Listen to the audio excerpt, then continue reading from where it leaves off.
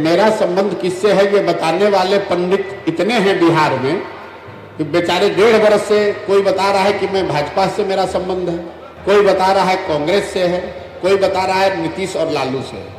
मेरा संबंध इस देश में ज्यादातर बड़े नेताओं और दलों से रहा है, लेकिन पिछले 2 वर्ष से जब से मैंने वो काम छोड़ दिया, मैंने एक ही संबंध बनाया और उसको निभाने की कोशिश कर रहा हूँ। वो है संबंध बिहार की जनता से।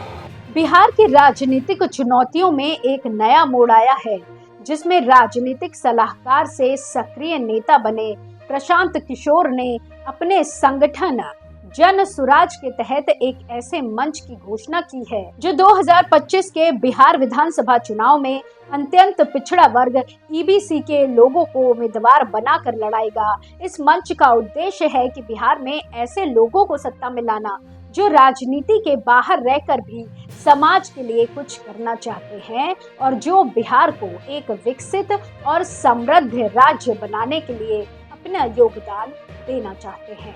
इस मंच का नाम है जन सुराज, जिसका मतलब है जनता की सरकार। इस मंच की घोषणा प्रशांत किशोर ने समाजवादी नेता कर्पूरी ठाकुर की जयंती के अवसर पर की है, जिन्होंने बिहार में पहली बार ईबीसी के लिए आरक्षण का प्रावधान किया था। इस मंच के बारे में और जानने के लिए बने रहिए हमारे साथ।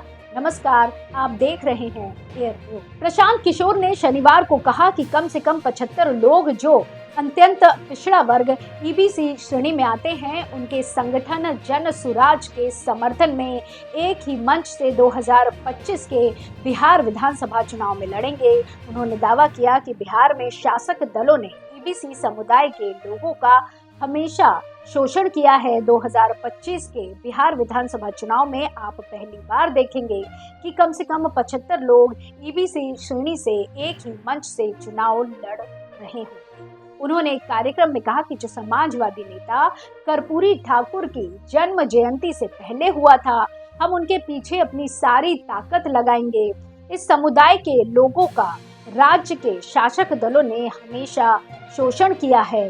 बिहार की राजनीतिक पार्टियों ने कभी भी उनके उत्थान और सुधार के बारे में नहीं सोचा है, उन्होंने शनिवार को कहा। आपको बता दें कि प्रशांत किशोर ने अपने संगठन जन सुराज का रूपांतरण एक राजनीतिक दल में नहीं करने का फैसला लिया है।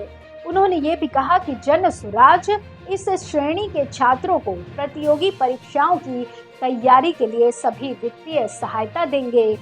हर साल जन सुराज कम से कम 500 ईबीसी छात्रों का चयन करेगा। प्रत्येक जिले से 10 से 15 और उन्हें सभी सहायता प्रदान करेगा, प्रशांत किशोर ने कहा। ऐसे में प्रशांत किशोर की इस पहल से बिहार की राजनीति में एक नया दौर शुरू हो रहा है, जिसमें ईबीसी वर्ग के लोगों को एक नई पहचान और एक नई ताकत मिल रही है। इससे उम्मीद है कि बिहार के विकास में इन लोगों का योगदान बढ़ेगा, उनकी समस्याओं का समाधान होगा। इससे ये भी उम्मीद है कि बिहार की राजनीति में जाति के आधार पर विभाजन कम होगा और लोगों को अपनी योग्यता और कार्य के आधार पर मूल्यांकन किया जाएगा। ये था आज का खास वीडियो, जिसमें हमने आपको बताया कि कैसे प्रशांत किशोर ने बिहार की राजनीति में एक नया आयाम जोड़ा है, जिसका नाम है जन सुराज। इस मंच के माध्यम से वे ईबीसी वर्ग के लोगों को राजनीति में शामिल करना चाहते हैं, जो अब तक शोषण और अन्याय का शिकार रहे हैं।